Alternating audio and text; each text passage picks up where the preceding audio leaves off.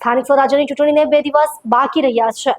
ગુજરાત કોંગ્રેસ પ્રમુખ અમિત ચાવડાએ એક જ વ્યક્તિના નામે 5 વોટર આઈડી હોવાનો ફોટો ટ્વીટ પર શેર કર્યો છે. કોંગ્રેસ પ્રમુખે આને વોટ ચોરીનું મોદી મોડેલ ગણાવી ભાજપ અને ચૂંટણી આયોગ પર પ્રહાર કર્યા છે. સ્થાનિક સ્વરાજ્યની ચૂંટણી માટે મતદાનને 2 દિવસ બાકી રહ્યા હતા ત્યારે પ્રદેશ કોંગ્રેસ પ્રમુખ અમિત ચાવડાએ સોશિયલ મીડિયાના પ્લેટફોર્મ પર ટ્વીટ પર એક પોસ્ટ કરીને ચર્ચા ઊભી કરી છે. સુરતમાં એક જ વ્યક્તિના નામે 5 અલગ અલગ વોટર આઈડી કાર્ડ નંબર હોવાનો દાવો કરતા તેમણે ભાજપ અને ચૂંટણી આયોગ પર પ્રહાર કર્યા છે.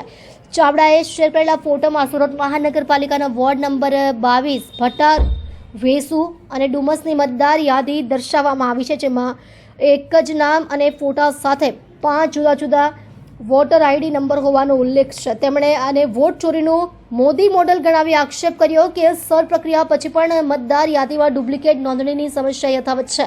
કોંગ્રેસે આને ચૂંટણી પ્રક્રિયામાં ગેરરીતિ ગણાવી આયોગ અને રાજ્ય સરકાર સામે સવાલ ઉઠાવ્યા છે.